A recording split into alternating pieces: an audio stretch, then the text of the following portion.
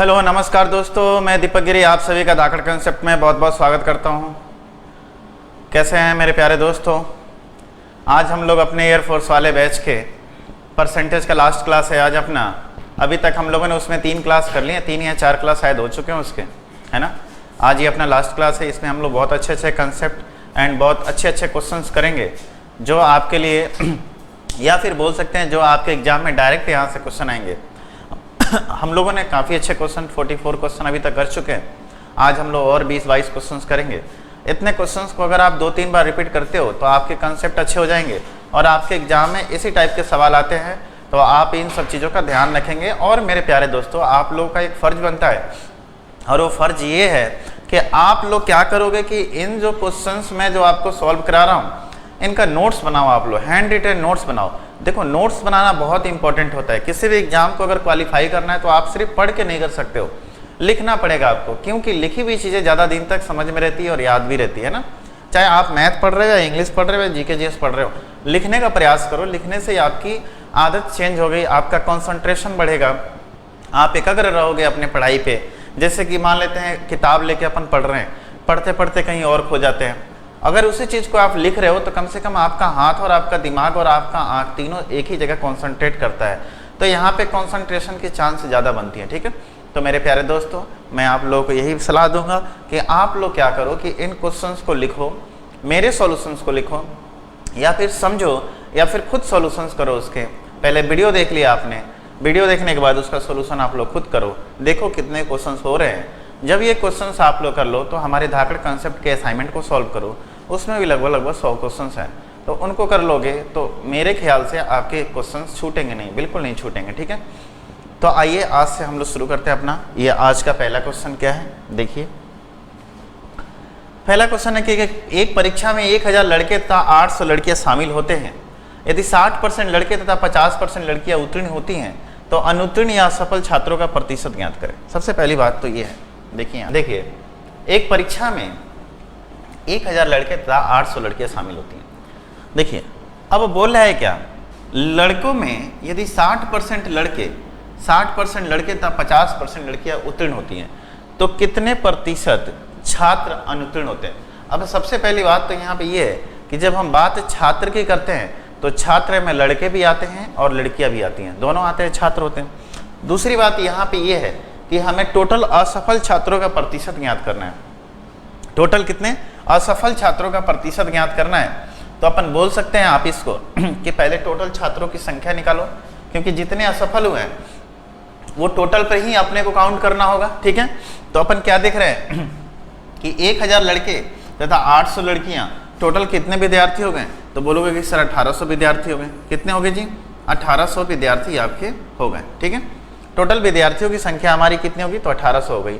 अब एक बात बताइए यहाँ से कि उसमें 1000 लड़के तथा 800 लड़कियां हैं, लड़कों के 60% विद्यार्थी क्या होते हैं, पास होते हैं।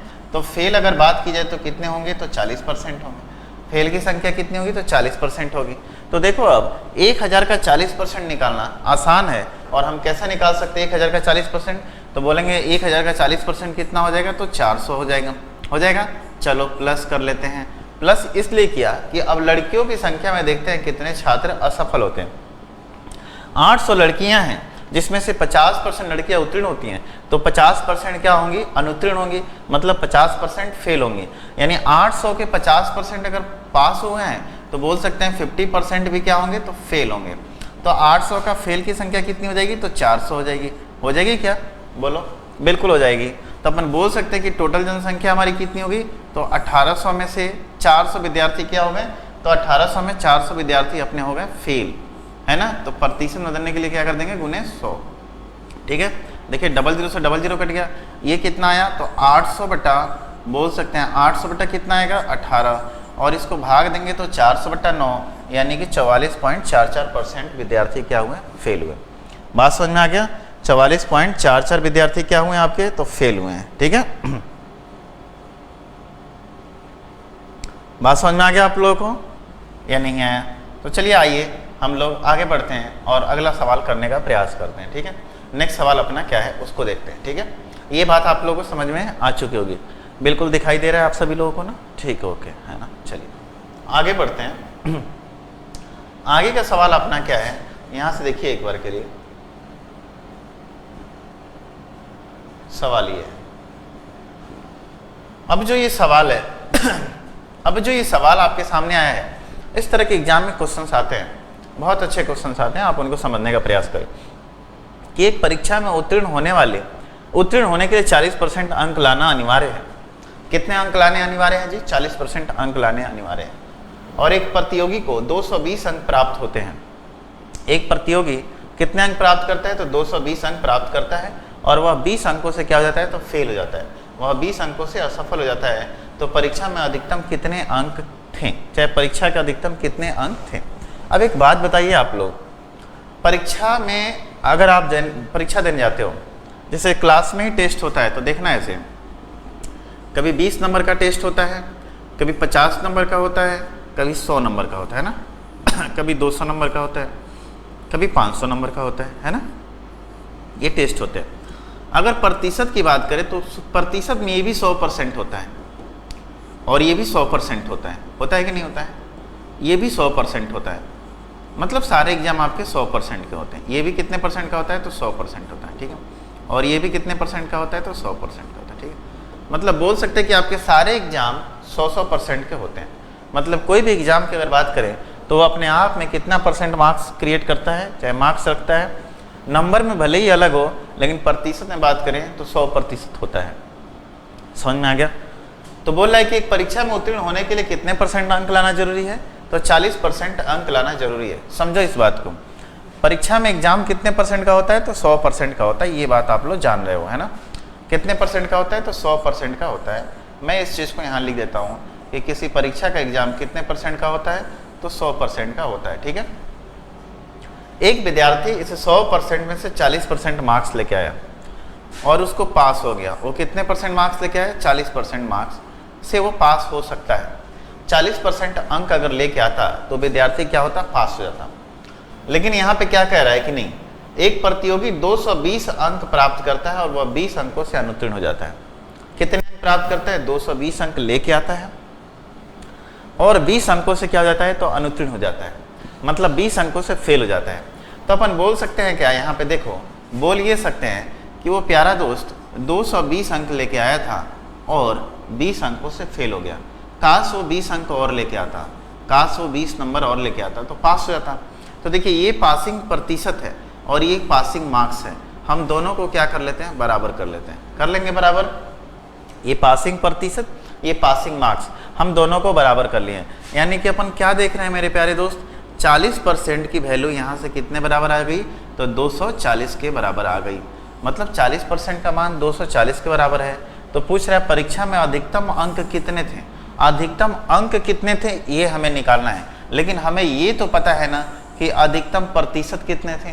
तो अधिकतम प्रतिशत कितने होते हैं? 100 होते हैं। यदि 40% की वैल्यू 240 है तो 1% की वैल्यू किसके बराबर हो जाएगी? 60। यानी 1% का मान कितना हो गया? 60 हो गया।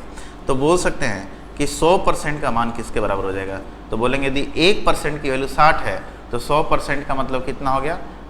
6 चौका 24, 6 आएगा, है ना। ये 6 चौका 24, 0 से 0 पहले कट गया था। तो 100% की वैल्यू कितनी हो जाएगी? तो 600। अपन बोल सकते हैं परीक्षा कितने अंकों का था? तो 600 अंकों का था। परीक्षा का अधिकतम अंक कितना था? तो 600 था। ये बात आप लोग समझ चुके होंगे कैसे कि 1% मतलब 40% की वैल्यू 240 है तो 1% की वैल्यू किसके बराबर हो जाएगी? 6 अंक के बराबर हो जाएगी। तो बोल सकते हैं 100% की वैल्यू किसके बराबर हो जाएगी? तो 600 अंक के बराबर हो जाएगी। तो ये भी बात आप लोगों को समझ में आ चुकी होंगी। कैसे इस तरह के सवाल को करते हैं, इस तरह के सवाल आपके एग्जाम में आ सकते हैं, इनको आप लोग कैसे सॉल्व करोगे इस बात का ध्यान रखना, ठीक है। तरीका क्या है, कोई भी एग्जाम अपने आप में कितने % का होता है? तो 100% का होता है। इस बात का ध्यान रखना आप लोग। कितने % का होता है? तो 100% का होता है, ठीक है। आइए आगे बढ़ते हैं और कुछ और अच्छे क्वेश्चंस की तरफ देखते हैं, है ना। ये क्वेश्चन देखिए आपके सामने कुछ इस प्रकार से।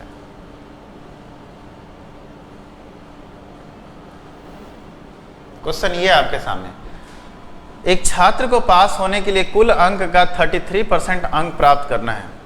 एक छात्र को पास होने के लिए कुल अंक का 33% अंक प्राप्त करना है। कितने % जी? 33% अंक प्राप्त करना है। उसे कुल अंक का 25% अंक प्राप्त होता है और वह 40 अंकों से क्या हो जाता है, असफल हो जाता है, तो कुल अंक ज्ञात कीजिए। देखिए एक छात्र जो है जितने भी अंक होते हैं वो कितने होते हैं, तो अगर प्रतिशत में व्यक्त किया जाए तो बोल सकते हैं कि टोटल अंक कितने परसेंट होते हैं, तो 100% होते हैं कि नहीं होते हैं? बताइए टोटल अंक कितने परसेंट होते हैं? 100% होते हैं। उस 100% के अंक पे बोला गया था कि 33% अंक लाने वाला विद्यार्थी क्या हो जाएगा, पास हो जाएगा। मतलब 33% जो विद्यार्थी अंक लाएगा उसको अपन पास कर देंगे, ठीक है। लेकिन यहाँ पे क्या होता है कि वो जो है एक विद्यार्थी 25% अंक प्राप्त करता है और वह 40 अंकों से क्या हो जाता है, असफल हो जाता है। सोचो एक बार के लिए, पासिंग प्रतिशत कितना था, तो बोलेंगे पासिंग प्रतिशत कितना था, 33% था। कितना था? 33% था। अब देखिए मैं आप लोगों को यहाँ से समझा रहा हूँ, पासिंग प्रतिशत कितना था, तो 33% था। एक विद्यार्थी कितना परसेंट अंक लेके आया, तो 25% अंक लेके आया। एक विद्यार्थी कितना परसेंट लेके आया, 25% अंक लेके आया। आया क्या बताइए? एक विद्यार्थी 25% अंक लेके आता है और वह 40 अंकों से फेल कर जाता है। कितने अंकों से जी? तो 40 अंकों से फेल हो जाता है। काश उसे 40 अंक और मिला होता, काश उसे 40 अंक और मिला होता तो विद्यार्थी क्या हो जाता, पास हो जाता। तो चलिए ये पासिंग प्रतिशत है, ये पासिंग प्रतिशत प्लस मार्क्स, मतलब अगर देखा जाए तो दोनों क्या होंगे, बराबर होंगे। होंगे कि नहीं होंगे बताइए? ये क्या था अपना पासिंग परसेंटेज था और ये पासिंग परसेंटेज प्लस मार्क्स, मतलब 25% लाने के बाद वो 40 अंकों से क्या हो गया, फेल हो गया। काश उसे 40 अंक और मिले होते तो पास हो गया होता। हमने दोनों विद्यार्थियों को पास कर दिया।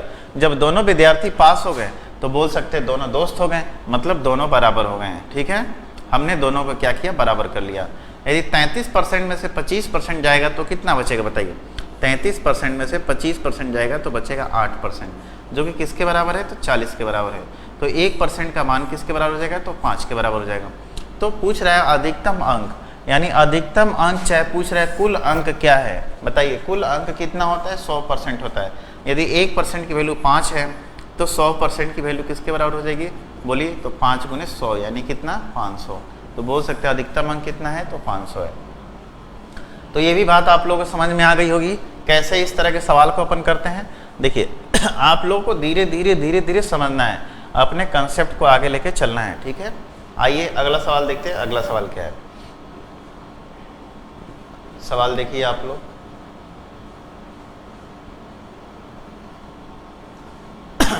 सवाल देखिए, पढ़ लीजिए एक बार। सवाल ये है कि किसी प्रतियोगी को एक परीक्षा में 20% अंक प्राप्त होते हैं। किसी प्रतियोगी को एक परीक्षा में कितने परसेंट अंक प्राप्त होते हैं, तो 20% अंक प्राप्त होते हैं और वह 30 अंकों से सफल हो जाता है। लेकिन दूसरा विद्यार्थी 32% अंक प्राप्त होते हैं और उसे उत्तीर्णांक से 42 अंक क्या मिलते हैं, अधिक प्राप्त होते हैं। तो उत्तीर्णांक अंक का प्रतिशत क्या है, समझिए इस बात को।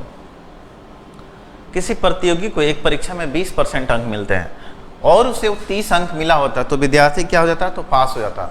तो अपन बोल सकते हैं एक विद्यार्थी को कितने परसेंट अंक मिले जी, तो 20% अंक मिले हैं और काश उसे 30 अंक और मिलता तो क्या हो जाता, पास हो जाता। हो जाता कि नहीं हो जाता?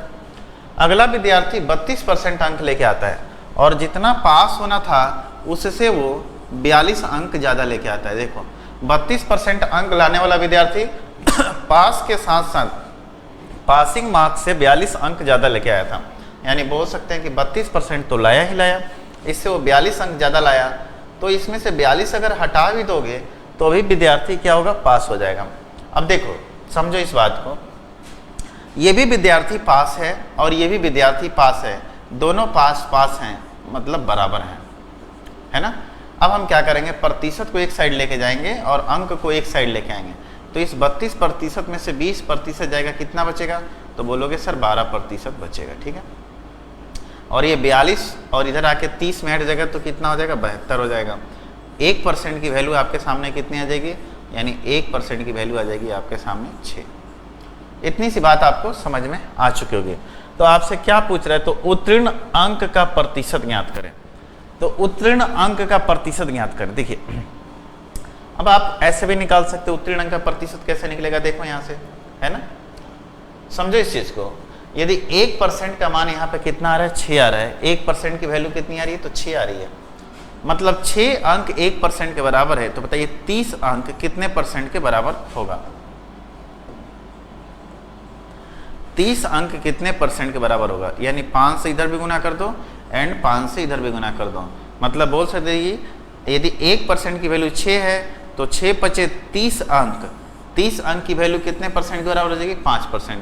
अब देखिए वो विद्यार्थी 20% तो लेके आया था, क्या मैं 30 अंक को लिख सकता हूँ 5%? बोलो 30 अंक को लिख सकता हूँ ना 5%? तो 20% प्लस 5% कितना होता है? 25%।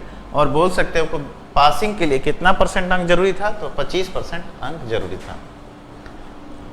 बात समझ में आ गया आप लोगों को? पासिंग के लिए कितना परसेंट अंक जरूरी था?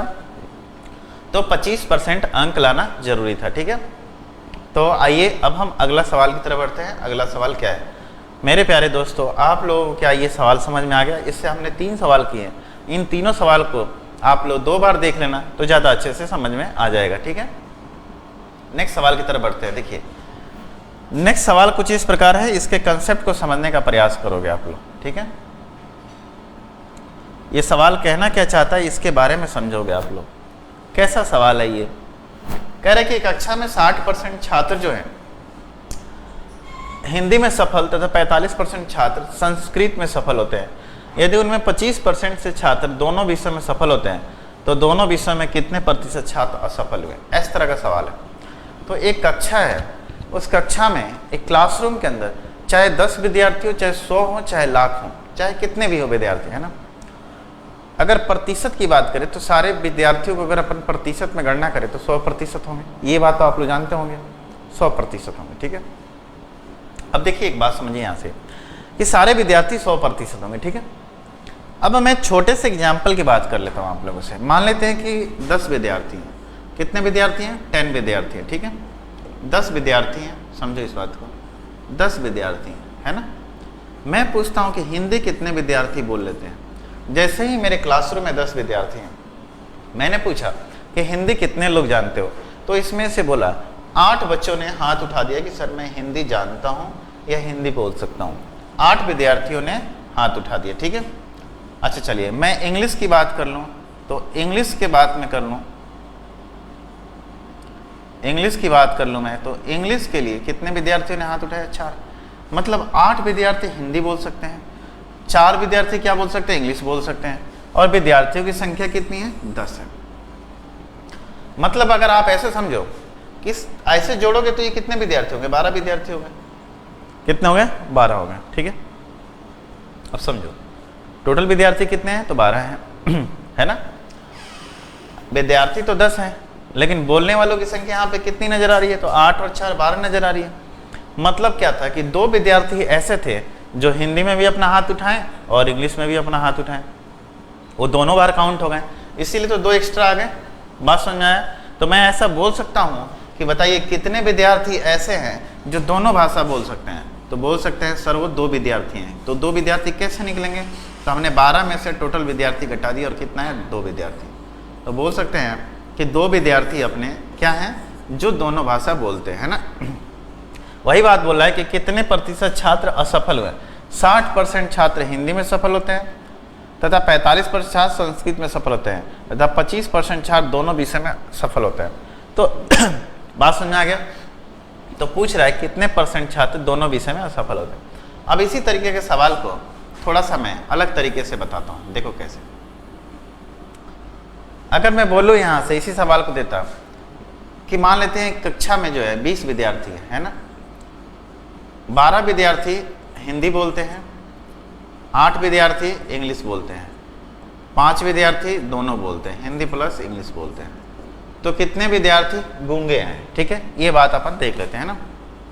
तो देखिए ऐसे करते हैं, ऐसे ब्लॉक बनाते हैं ना, एक हिंदी वाला ब्लॉक है और एक इंग्लिश वाला है। मतलब कि जो दोनों में बैठे हैं वो कितने हैं? तो 5। मतलब ये 5 विद्यार्थी दोनों के बीच में बैठे हैं। ये हिंदी भी बोल लेते हैं और इंग्लिश भी बोल लेते हैं। मतलब हिंदी वाले घेरे में भी है और इंग्लिश वाले घेरे में भी है। 5 विद्यार्थी, ठीक है। और बोल रहा है कि 12 विद्यार्थी हिंदी बोलते हैं, यानी 5 इधर चले गए तो 7 इधर आ गए, है ना। देखो हिंदी बोलने वाले 7 + 5 12 है ना। हमने क्या किया? 12 में से बीच वाली संख्या घटा दी है। इंग्लिश की बात करें तो 5 तो इधर बोल रहे हैं, टोटल इंग्लिश कितने बोल रहे हैं? 8 बोल रहे हैं, तो बोल सकते हैं 3 इधर आ गए। यानी टोटल विद्यार्थी कितने थे? तो 20 थे। अपन बोल सकते 7, 5, 12 और 3, 15, यानी कि 15 विद्यार्थी कोई ना कोई भाषा बोलते हैं। तो बोल सकते हैं कि 5 विद्यार्थी क्या है? कोई नहीं भाषा बोलते हैं, ना हिंदी बोलते हैं ना इंग्लिश बोलते हैं। तो इस तरह बोल सकते हैं कि 5 विद्यार्थी क्या हैं? तो गूंगे हैं, या फिर कोई और भाषा बोलते होंगे। ठीक है, तो इस तरीके के सवाल आप इसको बोलते हैं वेन डायग्राम। क्या बोलते हैं? Venn diagram. तो वेन डायग्राम से भी अपन सॉल्व कर सकते हैं इस तरह के सवाल को। एंड कैसे करेंगे आगे आइए देखते हैं। ठीक है,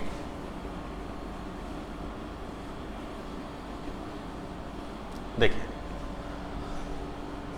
एक कक्षा में 60% छात्र हिंदी, पहले हिंदी वाला ब्लॉक बना लो आप, एंड फिर क्या बोले? संस्कृत, है ना, संस्कृत, हिंदी एंड संस्कृत, है ना।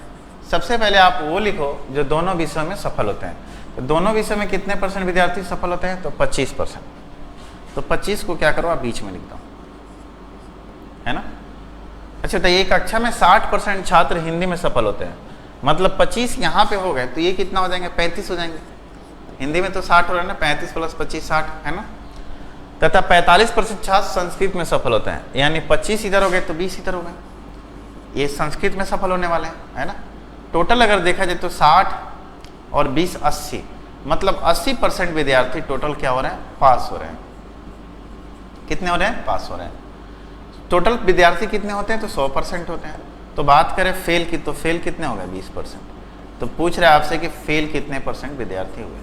कितने हो गए जी? तो 20% फेल हो गए। बात ये आपको समझ में आ गई। अपन बोल सकते हैं कि 20% विद्यार्थी क्या हो गए? तो फेल हो गए। ठीक है, ये बात आप लोगों को समझ में आ गई ना।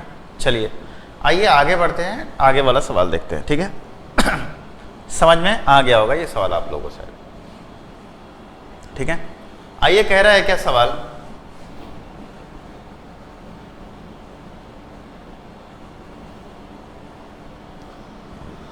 कह रहे एक परीक्षा में 70% प्रतियोगी अंग्रेजी में, 80% प्रतियोगी गणित में सफल होते हैं तथा 10% प्रतियोगी दोनों विषय में असफल होते हैं। कह रहे एक परीक्षा में 70% प्रतियोगी अंग्रेजी में, इंग्लिश में कितना % जी? 70%, है ना। बात समझ में आया? इंग्लिश में 70% प्रतियोगी, अंग्रेजी, एक परीक्षा में 70% प्रतियोगी अंग्रेजी में, 80% प्रतियोगी गणित में सफल होते हैं तथा 10% प्रतियोगी दोनों विषय में क्या होते हैं जी? असफल होते हैं। अब एक बात बताओ, यहाँ पे बीच वाला जो सेंस दे रखा है ना, असफल होते हैं, तो इस बात से ही आप क्लियर करोगे जो बीच वाला होता है ना, हम उसी पे तुलना करते हैं। सबसे पहली बात, वहाँ पे क्या था? पास, यहाँ पे भी था, यहाँ पे पास और बीच में पास था। लेकिन यहाँ पे देखो पास दे रखा है, यहाँ पे भी पास दे रखा है, बस बीच में क्या दे रखा है? फेल दे रखा है। तो हम फेल पे लेके चलेंगे। कैसे? 70% विद्यार्थी अगर अंग्रेजी में तथा 80% विद्यार्थी गणित में सफल होते हैं, मतलब 70% अंग्रेजी में सफल होते हैं, तो 30% क्या होते हैं? फेल होते हैं। अंग्रेजी में फेल होने वालों की संख्या कितनी है? 30%। 80% गणित में सफल होते हैं, तो बोल सकते हैं कि 20% गणित में क्या हो गए? फेल हो गए, और 10% विद्यार्थी दोनों में असफल हो गए। ठीक है, अब आइए चलिए 10% दोनों में असफल हो गए, है ना। ये इंग्लिश का ब्लॉक बना लो और ये मैथ का ब्लॉक बना लो, ये फेल वाला निकालना। ठीक है, अच्छा बताइए अंग्रेजी में कितने फेल हुए? 30%। यहाँ पे कितना है? 10 है। तो बोल सकते हैं यहाँ पे कितना % विद्यार्थी फेल हो गए? तो 20% हो गए, हो गया। और मैथ में देखिए आपके सामने क्या है? 20% फेल हो रहे हैं, मतलब 10 इधर हो गए तो 10 यहाँ पे आ गए। टोटल फेल की बात करें, टोटल फेल कितने % हो गए? तो टोटल हो गए 20, 10, 30, 10, 40, है ना %। तो पास कितने हो गए टोटल? क्योंकि टोटल विद्यार्थी कितने होते हैं? 100% होते हैं। तो पास होने वालों की संख्या कितनी है? 60%, जो कि संख्या में 144 के बराबर दे रखा है। कह रहा है ना यहाँ पे कि यदि 144 प्रतियोगी दोनों विषय में सफल होते हैं तो प्रतियोगी कुल संख्या कितना है? यानी 60% का मतलब अगर 144 है तो हमें 100% का मान लेके आना है। तो देखिए 6 से दोनों तरफ भाग दीजिए और 10 से गुना कर दीजिए, चाहे आप ऐसे निकाल सकते हो। 1% की वैल्यू किसके बराबर हो जाएगी? तो 144 बटा कितना? 60। अपने को 100% चाहिए, तो गुने 100 इधर भी कर दो और गुने 100 इधर भी कर दो, 100% का मान निकल के आ जाएगा। 0 0 कट गया, 18 8 144 है ना, सॉरी 6 है ना, 24 आएगा ना, 24, यानी 24 गुने 10 कितना हो गया? 240। समझ में आ गया आप लोगों को? 24 गुने 10 कितना हो जाएगा? तो 240। समझ में आ गया नहीं चीज़ आप लोगों को? ये 18 बार में नहीं कटा, 8 नहीं था, नीचे 6 था। समझ में आ गया ये चीज़ आप लोग कैसे करना था? यहाँ पे आपको इस चीज़ का देखना था कि बीच वाला टर्म क्या है? पिछले वाले में बीच वाला टर्म पास का था, तो हमने सारी जगह पास पास किया। यहाँ पे ऊपर के तो पास थे, बट बीच वाला क्या था, फेल था, तो हमने सारी जगह क्या कर दिया, फेल फेल कर दिया। ठीक है, तो ये बात आप लोगों को समझ में आ चुकी होगी मेरे ख्याल से। ठीक है, आइए आगे बढ़ते हैं, अगला क्वेश्चन।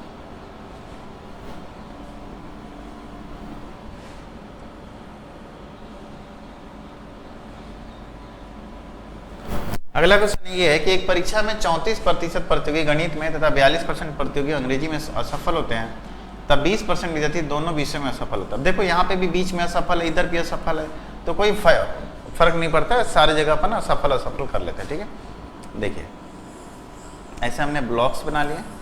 ठीक है, और कौन कौन से विषय हैं, तो मैथ्स है एंड इंग्लिश है, ये है ना मैथ्स और गणित। ठीक है, अब देखिए कह रहा है कि 34% विद्यार्थी गणित में तथा 42% विद्यार्थी अंग्रेजी में असफल होते हैं तथा 20% विद्यार्थी दोनों विषय में असफल होते हैं।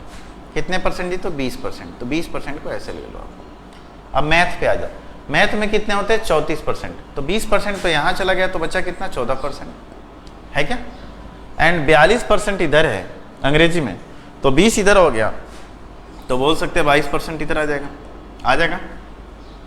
ये सारे असफल है, तो पूछ रहे दो कितने प्रतिशत विद्यार्थी दोनों विषयों में सफल होते हैं। सफल वाले की बात करनी, पहले देख लो फेल कितने हो रहे हैं, तो 20 और 22 कितने हो गए, 42, और 42 प्लस 14 कितना होता है, तो 42 और 10 52, और 2 कितना हो गया, तो आपके 56 है ना, समझ में आ गया। 42 और 14 कितना हो गया, 56 56% विद्यार्थी क्या होते हैं, फेल होते हैं। तो बोल सकते हैं कि 44% विद्यार्थी क्या हो गए, पास हो गए। इस तरीके से आपका आंसर कितना आएगा, तो 44% आएगा। समझ में आ गया, यानी पास होने वाले विद्यार्थियों की संख्या कितनी है, तो 44% है। ठीक है, आगे समझ में आप लोगों को। तो आइए आगे बढ़ते हैं, अगला सवाल देखते हैं। अगला सवाल क्या है आपके सामने,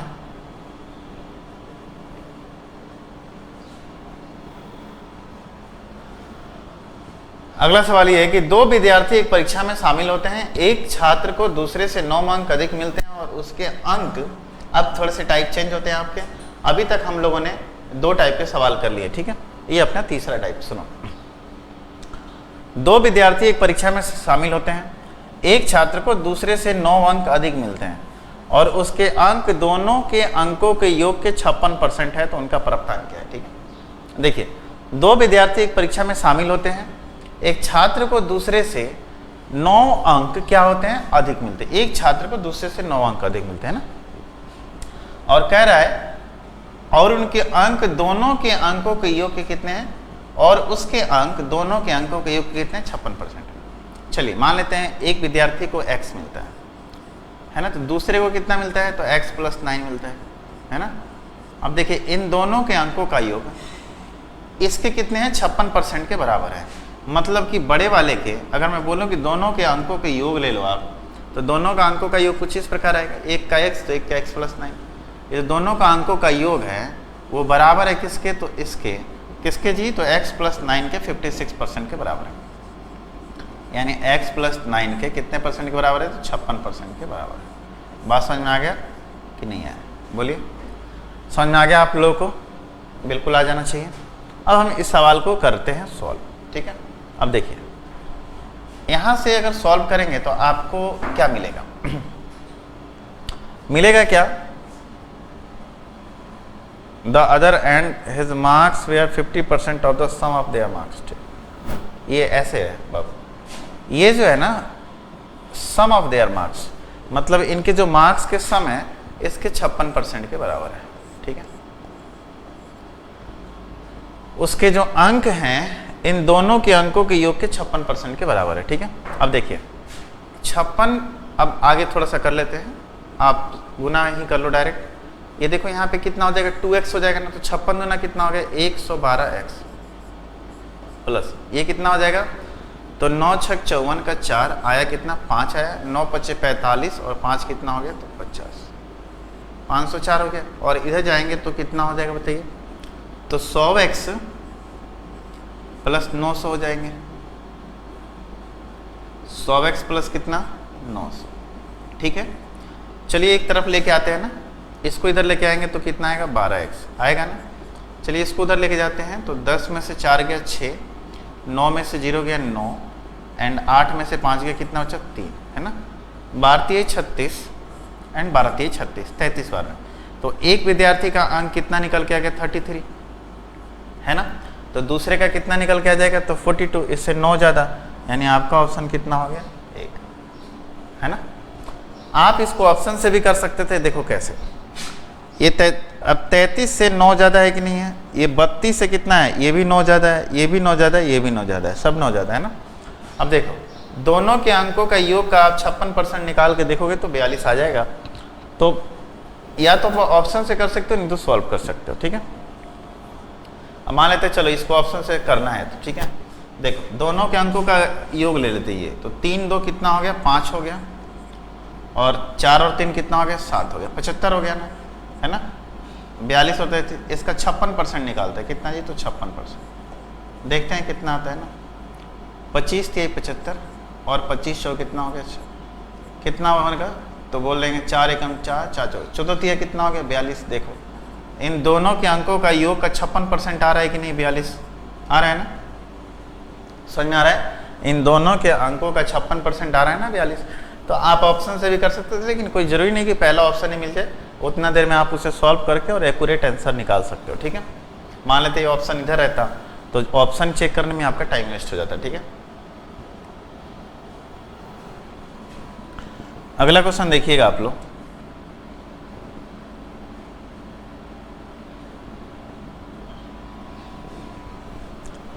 अगला क्वेश्चन ये है, किसी वार्षिक परीक्षा में अंकिता को गणित में एकता से 10% कम अंक प्राप्त होते हैं। यदि अंकिता को 81 अंक मिले हों तो एकता को कितने अंक प्राप्त हुए थे, ठीक है। अब देखिए एक परीक्षा में अंकिता को गणित में एकता से 10% कम अंक प्राप्त हुए, ठीक है। यानी अंकिता एंड एकता,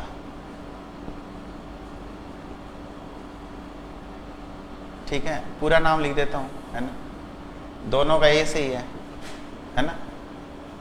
तो आप ले लो अंकिता को ए से और एकता को ले लो बी से, ठीक है। ऐसे वार्षिक परीक्षा में अंकिता को गणित में एकता से 10% कम अंक प्राप्त होता है ना।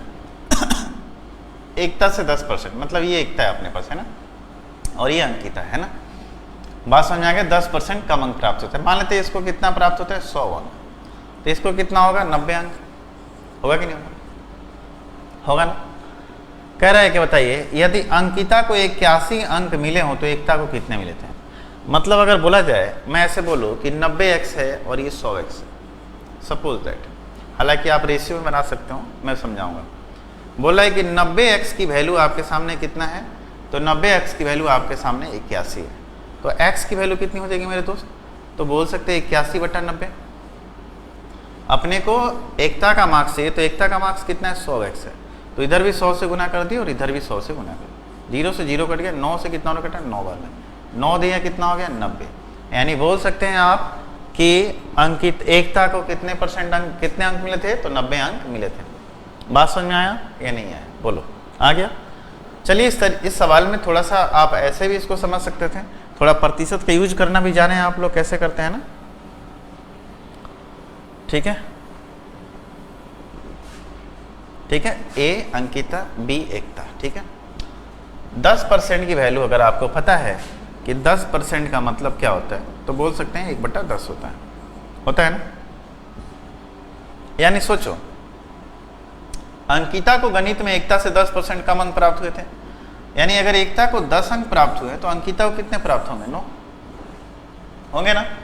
अब बताइए एकता को 9 की वैल्यू 81 के बराबर दे रखा है, तो 1 की वैल्यू किसके बराबर हो जाएगा 9 के बराबर, तो 10 का मतलब कितना हो जाएगा 9 दहिया कितना 90। बात समझ में आ गया, कितने अंक होंगे जी, तो 90 अंक होंगे। तो ये बात भी आप लोगों को समझ में आ चुकी होगी। तो आइए नेक्स्ट क्वेश्चन की तरफ बढ़ते हैं और अगला क्वेश्चन देखते हैं। अगला क्वेश्चन क्या है, ठीक है।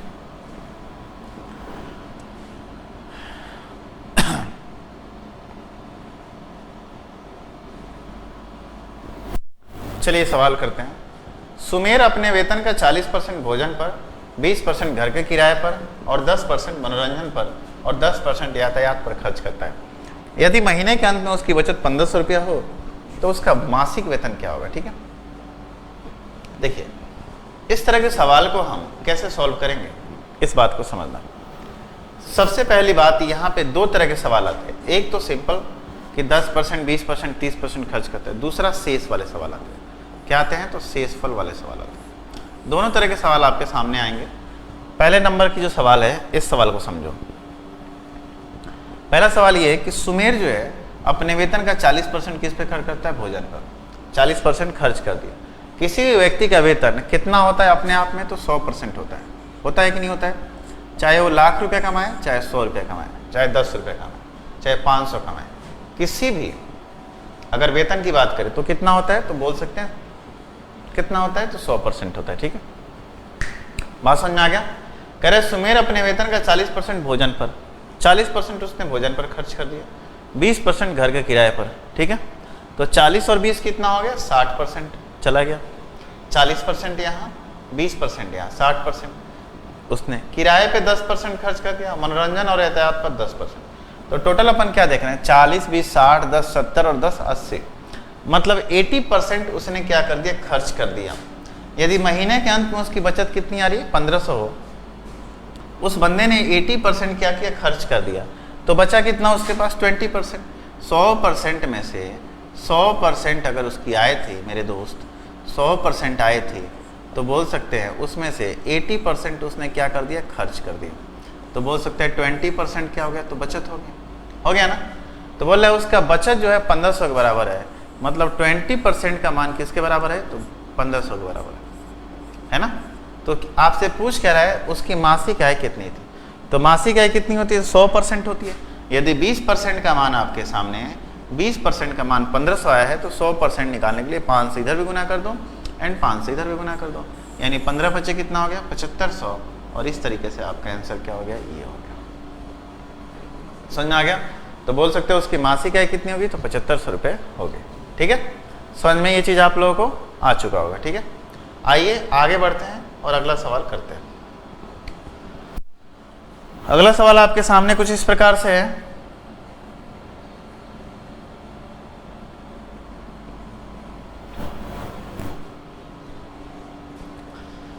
कह रहे एक व्यक्ति अपनी आय का 20% बड़े बेटे को शेष आय का, अब यहाँ पे देखो शेष वाली बात आ गई है ना।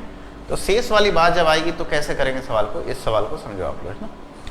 एक व्यक्ति अपनी आय का 20% अपने बड़े बेटे को, शेष आय का 30% अपने छोटे बेटे को देता है और शेष राशि का 10% एक ट्रस्ट को दान देता है। ठीक है, तो उसके पास अब जो है कुल कितना बच रहा है? 10,080 रुपये बच रहा है।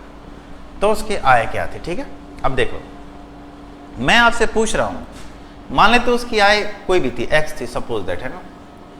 एक्स का उसने 20% अपने बड़े बेटे को दे दिया। बड़े बेटे को दे दिया कितना जी? एक्स का 20%। तो 20% का मतलब क्या होता है? तो बोलोगे सर 20% का मतलब होता है 1/5। चाहे सोचो एक बार के लिए, अगर 20% दे दिया तो उसके पास बचा कितना? तो 80% बचा। आप ऐसे भी लिख सकते हो, फ्रैक्शन में भी लिख सकते हो और ऐसे भी लिख सकते हो। तो देखिए बचा उसके पास कितना? तो एक्स का 80% बच गया। चलिए अब क्या हुआ? जो बच रहा है अब मैं उसकी बात कर लेता हूँ। अब जो बच रहा है उसका 30% उसने छोटे बेटे को दे दिया। तो ये जो धनराशि थी, ये जो बची हुई राशि थी, इसका 30% उसने किसको दे दिया? तो अपने छोटे बेटे को दे दिया। ठीक है, तो बोल सकते हैं कि इसका बचा कितना उसके पास? तो 70% बचा ना। बचा, अगर इस धन को उसने 100% मान लिया तो इसका उसने 30% अपने छोटे बेटे को दे दिया, तो बचा कितना? तो 70% बचा। तो बोल सकते हैं कि 70% बच गया। ठीक, आगे बढ़िए। और बोल रहे हैं और वह शेष राशि का 10% एक ट्रस्ट को दान देता है। 10% अगर ट्रस्ट को देता है तो बोल सकते हैं बचा कितना? तो 90% बचा ना। और इस प्रकार से उसके पास अब कुल कितने रुपए बचते हैं? तो बोलते हैं जो ये बचा है उसकी वैल्यू किसके बराबर है? तो बोलेंगे 10080 के बराबर है ना। ये चीज़ मैंने आपको समझाने के लिए किया था। ठीक है, देखिए अब आगे क्या कर सकते हैं आप। अब देखिए यहाँ पे आप लिखेंगे x गुने 80/100 का मान कितना होता है? तो 4/5, मतलब 80/100 करोगे 70 तो 7/10 है ना, एंड 90 9/10। ठीक है, बराबर कितना है? तो 10080। ठीक है, काट सकते हैं, 9 से कट जाएगा, 9 एकम 9, 9 एकम 9, 9 दूनी 18, 28, 7 चौक 28 दूनी 56, 4 बार में 40 बार में कट गया। यानी ये कितना हो गया 500 गुने 40, यानी x का मान कितना हो गया 500 गुने 40, यानी 5 चौका 20 पे कितना सुना तो 3 सुना। ठीक है, बात समझ में आया? कितना सुना है तो 3 सुना है। ये बात आपको समझ में आ गई? मैंने समझाने के लिए किया था, लेकिन अगर आपको डायरेक्ट पता होता है कि 20% की वैल्यू किसके बराबर होती है तो 1/5 के बराबर होती है, तो उसने अगर 1/5 खर्च कर दिया तो बचाया कितना 4/5। यदि उसने 30% खर्च कर दिया, 30% का मतलब कितना होता है 3/10, तो बचाया कितना 7/10। 10% उसने खर्च कर दिया तो बचाया कितना 90%, यानी 9/10। ठीक है, बात समझ में आ गया? तो ये दोनों तरह के सवाल आपको समझ में आ चुके होंगे। इसी दो तरीके में से आपके एग्जाम में कोई एक तरीका अगर आना होगा तो आएगा। ठीक है, समझ में आ गया? तो आइए अगला सवाल देखते हैं। अगला सवाल क्या है? ये हो गया। अगला सवाल आपके सामने कुछ इस प्रकार से, ठीक है।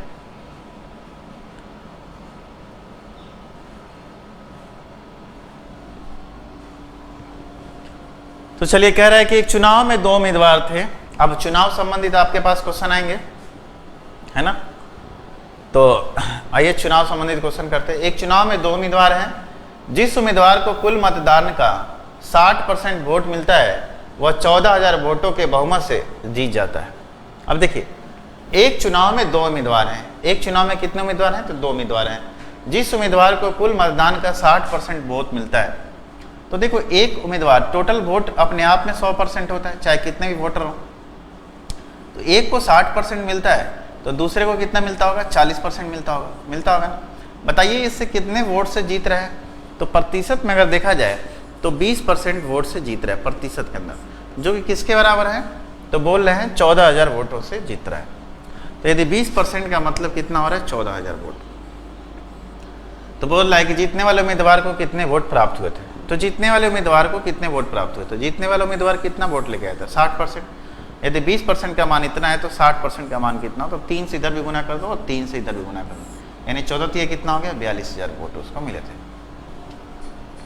बात समझ में आया? उसको वोट कितना मिले थे तो 42,000 वोट उसको मिले थे। ठीक है, समझ में आ गया ये चीज़ आप लोगों को या नहीं आया? ठीक है, तो ये चुनाव संबंधित प्रश्न है, आपके एग्जाम में ऐसे आ सकते हैं। तो आइए अगला सवाल देखते हैं। अगला सवाल क्या है आपके सामने? अगला सवाल ये है आपके सामने, देखो यहाँ पे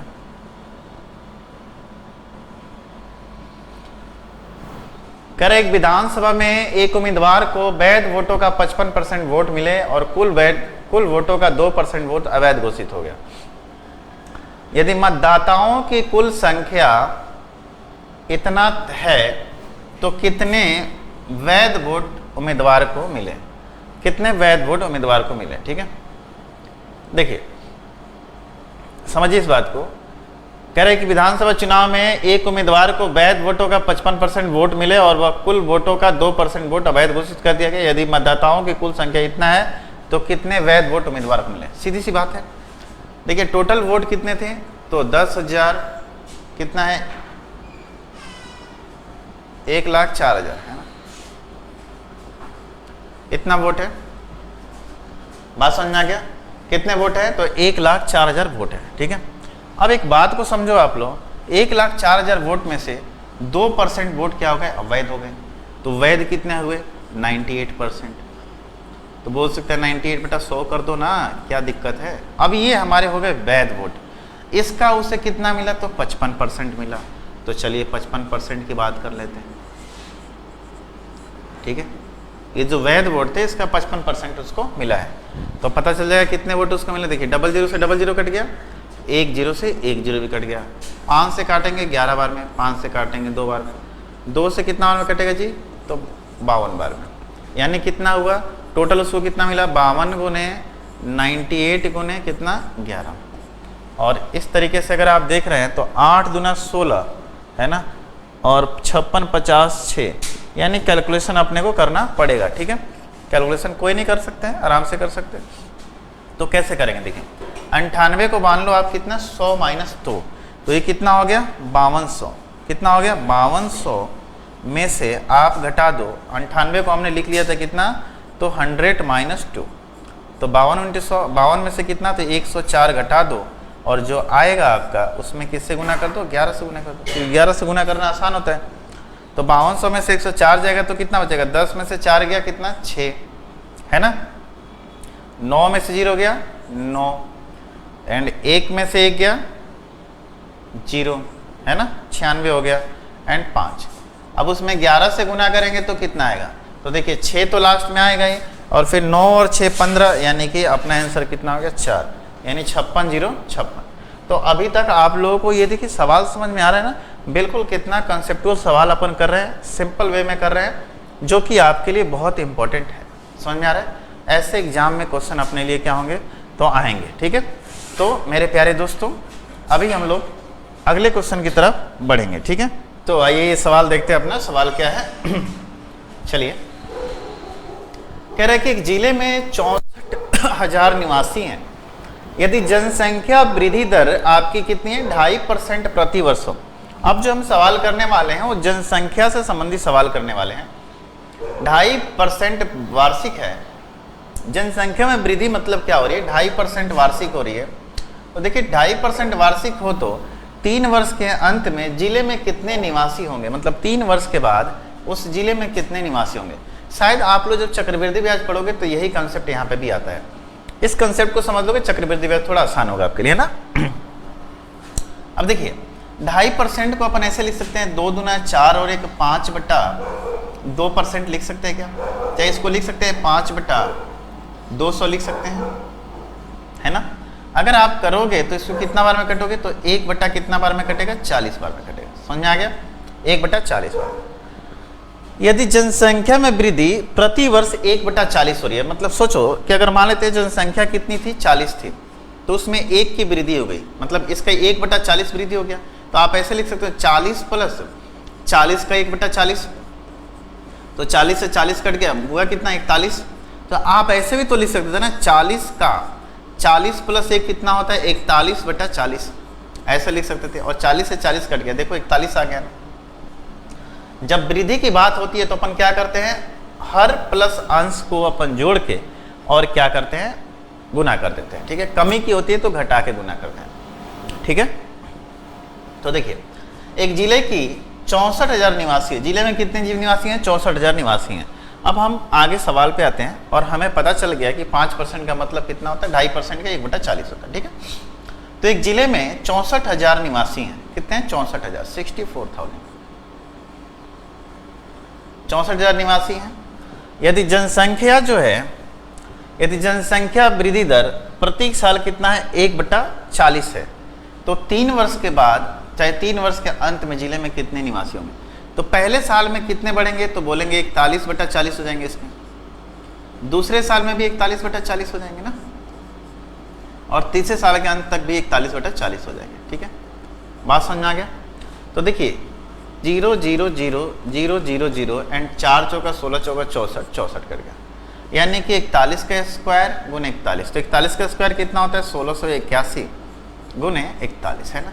अंत में कितना आएगा, 1 आएगा, और 1 तो अपने पास 4 दोनों ऑप्शन में है और बहुत क्लोज ऑप्शन है, तो अपन क्या करेंगे, गुना कर लेंगे। कैसे, देखिए 1 से गुना करेंगे तो 1681 तो आएगा ही आएगा, 4 से गुना कर रहे हो तो 4 आ जाएगा, लास्ट में 2 आएगा, यानी 8 और 4 12, और लास्ट में 2 वाला ऑप्शन कौन सा है, तो ये है।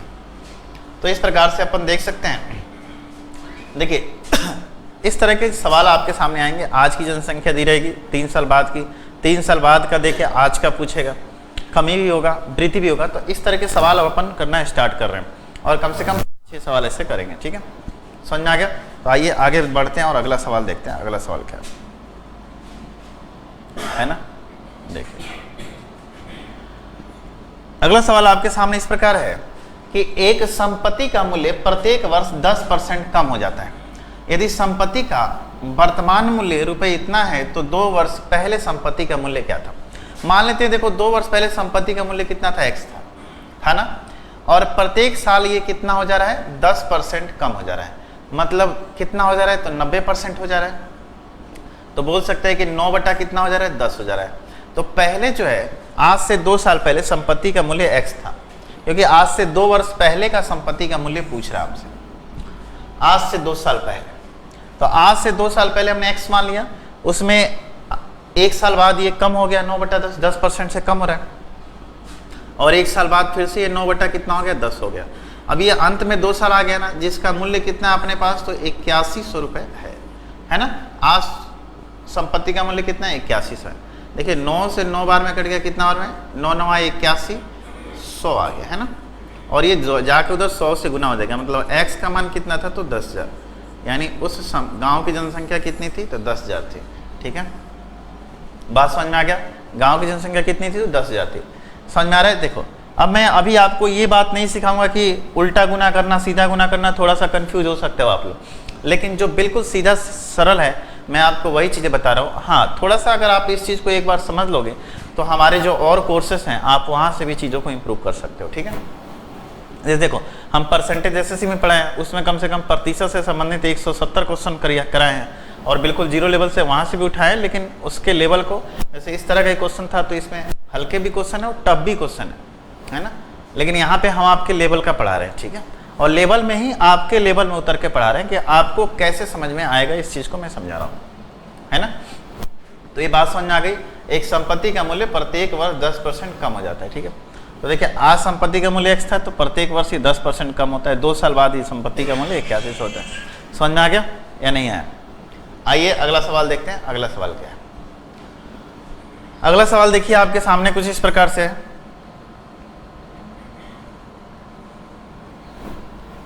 ये आपके सामने, ठीक है, कह रहे गांव की जनसंख्या जो है, एक गांव की जनसंख्या प्रति वर्ष 25% की दर से बढ़ती है ना। यदि 3 वर्ष के अंत में गांव की जनसंख्या इतना है तो पहले साल के शुरुआत में गांव की जनसंख्या कितनी थी। अब देखिए यहाँ पे पहले साल मान लेते हैं, आज से 3 साल पहले गांव की जनसंख्या x थी, है ना। तो कह रहा है कि पहले साल के शुरुआत में, मतलब गांव की जनसंख्या आज से 3 साल पहले की बात पूछ रहा है, 25% के हिसाब से बढ़ती है। तो 25% का मतलब कितना होता है, तो बोलेंगे सर 1/4 होता है। अब बढ़ रही है ना जनसंख्या, तो मान लेते आज से 3 साल पहले गांव की जनसंख्या x थी, इसका बढ़ के कितना हो गया 1 साल बाद 5/4, फिर एक बार बढ़ा 5/4, और फिर एक बार बढ़ा कितना तो 5/4, इस तरह हुआ। और आज देखा जाए जनसंख्या कितना हो रहा है तो 10,000 हो रहा है। समझ में आ गया? आज जनसंख्या कितना हो रहा है 10,000 हो जाए। देखिए 5 × 5 = 25, 125 से कितना बार में कटेगा तो 125 80 बार में कटेगा। तो x का मान कितना आ गया तो बोलेंगे 4 चौका 16 चौका 64 × 80, है ना। अगर इसको देखा जाए तो 0 8 चौका 32 का 2 आया 3, 8 छक्का 48, 49 50 51, यानी x का मान कितना हो गया 51 20। आज से 3 साल पहले जनसंख्या कितनी थी तो 5120 थी। बात समझ में आ रहा है आप लोग कैसे करना है? बिल्कुल सिंपल है। आइए अगला सवाल देखते हैं। अगला सवाल क्या है?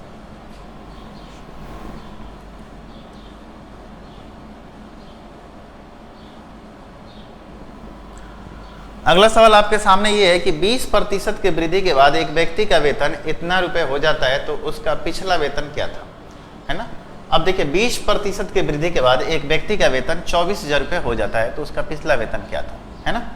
अब मान लेते उसकी पहले वेतन x थी, उसमें 20% की वृद्धि हो गई, मतलब ये कितना हो गया 120/100 हो गया, और इस प्रकार से ये बढ़ के कितना हो गया तो 24,000 हो गया, है ना।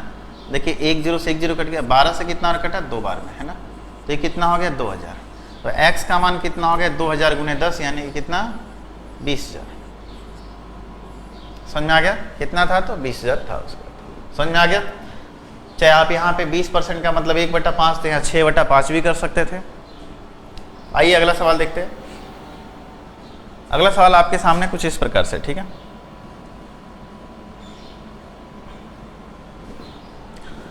कह रहे एक मशीन का मूल्य प्रति वर्ष 5% घटता है। यदि मशीन का वर्तमान मूल्य इतना रुपए है तो 2 वर्ष के पश्चात मशीन का मूल्य कितना था, कितना होगा। मतलब आज का मूल्य आपके सामने दे रखा है कितना, तो 20 पे कितना सुना है जी 4 सुना, 2 लाख रुपए, है ना। और प्रत्येक वर्ष ये 5% के हिसाब से घटता है। 5% का मतलब अपने को पता है 1/20, यानी 1 साल बाद ये कितना हो गया तो 19/20 हो गया, और फिर 1 साल बाद कितना हो गया तो 19/20 हो गया। समझ में आया? देखिए 0 से 0 कट गया, 2 से कितना बार कटा तो 1000 बार में, एंड फिर 2 से कितना बार कटा तो 500 बार में, है ना। अब देखिए 19 से कितना होता है, तो 361 होता है गुने 500, है ना। गुना कर दीजिए आप, 0 0 तो आएगा लास्ट में, 5 एकम 5 आएगा, 0 0 और 5 एकम 5 कितना हुआ, ये हुआ, ठीक है। तो आप बोल सकते हो कि आज इस मशीन का मूल्य कितना हो गया, तो 1,80,500 रुपये। समझ में आ गया ये चीज़ या नहीं समझ में आया? आज का मूल्य दे रखा है, आज से 2 साल बाद का आपसे मूल्य पूछ रहा है, ठीक है। आज का मूल्य देखे, आज से 2 साल बाद का मूल्य आपसे पूछ रहा है। आइए अगला क्वेश्चन आपके सामने है, जो बहुत सिंपल क्वेश्चन है। सिंपल क्या है आपके सामने, कह रहा है कि 0.6 और 0.64% के बीच क्या अंतर है। तो 0.6 का मतलब कितना होता है, चलो इसको ऐसे ही रखने दो, 0.6 एंड ये बोला कि 0.64%, तो 0.64% के लिए क्या कर देंगे, तो 100 कर देंगे। तो यानी कि 2 अंक और इधर आ जाएगा, यानी इसका मतलब कितना हुआ, तो बोलेंगे कितना आ जाएगा, 64.0 आ जाएगा, सॉरी ये इधर आ जाएगा अपने, 2 अंक और इधर आ जाएगा, ठीक है। तो कितना हो जाएगा, देखिए 0.0064 आ जाएगा ना, बोलिए समझ में आ गया। ये देखिए दशमलव के बाद 2 अंक है, अब नीचे 2 0 है तो ऊपर जाएगा, तो दशमलव के बाद इधर भी आ जाएंगे 2 अंक आ जाएंगे ना, तो यही आ गया, दशमलव के बाद 2 अंक और बढ़ जाएंगे। तो आपसे पूछ रहा है कि इन दोनों में क्या अंतर है, तो अंतर घटा लेते हैं, 0 यहाँ पे टिप दशमलव के बाद 0 दे सकते हो, कोई फर्क नहीं पड़ेगा, एंड 0 एंड 6 एंड 4 घटा के देख लो, है ना। 10 में से 4 गया 6, 9 में से 6 गया 3, 9 में यहाँ पे बचा, और ये कितना है 5, यानी 5.5936। देखिए इसको क्या कर सकते हैं, जब ये दशमलव के तीसरे अंक के बाद चौथा अंक अगर 5 ज़्यादा हो तो 1 अंक इसमें जोड़ देते हैं, तो इस तरीके से अपना आंसर कितना आ गया, 0.594। तो ये बात आप लोगों को समझ में आ गया क्या कैसे करना था, है ना। अगला सवाल आप देखिए यहाँ पे, अगला सवाल यहाँ पे इस प्रकार है कि एक टोकरी में, है ना, एक टोकरी में कितने आम हैं, तो 300 आम है, 75 आम कुछ छात्रों में वितरित कर दिया गया, तो टोकरी में बचे आमों का प्रतिशत ज्ञात कीजिए। देखिए 300 आम है, उसमें से 75 आम चले गए, तो बचे कितने मेरे दोस्त, तो 225 आम बच गए।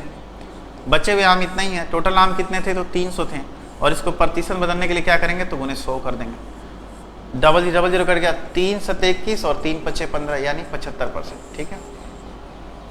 कितना आया, तो 75%। समझ में आ गया। तो टोकरी में कितने आम बचे, तो 75% आम बचे, ठीक है। आइए आज का अगला क्वेश्चन देखते हैं। कह रहा है कि 1.5 मीटर लंबी एक लाइन को गलती से 1.55 मीटर मापा गया, तो त्रुटि प्रतिशत का मान बताइए। देखिए अगर मैं बोलूं कि अगर इसमें देखा जाए कि इससे ज़्यादा कितना मापा है, तो 1.5 में हमें 1.5 एंड 5 लेके आना है, यही लेके आना है ना। ये हमने माप लिया था, इसकी जगह हमने इतना माप लिया था, ठीक है। 1.5 एंड 5 में हमें मापना कितना था, तो 1.50, है ना। तो देख क्या रहे हैं, 5 में से 0 गया 5, ये 0 दशमलव, यानी हमने 0.05 क्या किया, ज़्यादा मान लिया। किस पे जी, तो 1.5 मीटर लंबी एक लाइन को गलती से हमने इतना माप लिया, तो त्रुटि कितने की हुई, तो त्रुटि अपन निकालेंगे सही मान पे, तो सही कितना है, तो 1.5 है ना। अब इस चीज़ को प्रतिशत बदलने के लिए क्या करेंगे, गुने 100 कर देंगे, करेंगे ना, गुने 100 कर देंगे। अब देखो एक बात समझो यहाँ से, अब मैं बोलो कि देखिए दशमलव के बाद 2 अंक है, यहाँ पे 2 0 है, तो दशमलव से 0 हट गया, यानी बचा कितना, तो 5/15, और दशमलव में तो ये 10 ऊपर चला जाएगा, यानी कितना बचा, 50/15। 5 से करेंगे 10 बार में, 5 से करेंगे 3 बार में, यानी 3 से 1/3% की क्या हुई थी, त्रुटि हुई थी। 10/3 को क्या लिख सकते हैं, 3 से 1/3%, ठीक है। बात समझ में आया आप लोगों को, क्या लिख सकते हैं, तो 3 से 1/3%। तो देखिए मेरे प्यारे दोस्त, आप लोगों को ये परसेंटेज का जो चैप्टर था, इसे आप बार बार रिवाइज करना, कम से कम 2-3 बार रिवाइज करना। जितना बार रिवाइज करोगे आपके लिए उतना ही सहूलियत होगा, उतना ही आपके लिए अच्छा होगा। सबसे ज़्यादा अच्छा तरीका क्या है कि आप नोट्स बना लोगे, तो नोट्स बनाने का ये फ़ायदा आपको मिलेगा कि आप फटाफट उसको 1 घंटा के अंदर सारे सवाल को देख के एक बार ओवरऑल अपना व्यू बना लोगे कि अब आपको एग्जाम में जाने से पहले एक बार अगर आपने रिवाइज कर लिया 2-3 दिन पहले या 1 सप्ताह पहले, तो आपको एग्जाम तक वो चीज़ें याद रहेंगी, अच्छी रहेंगी, और आप वहाँ पे समय के अंदर सवाल सॉल्व करके आ जाओगे। तो मेरे प्यारे दोस्तों, अब हम लोग नेक्स्ट चैप्टर में मिलेंगे, और नेक्स्ट चैप्टर अपना होगा प्रॉफिट एंड लॉस, ठीक है। तो आज के लिए इतना ही, धन्यवाद आप सभी का।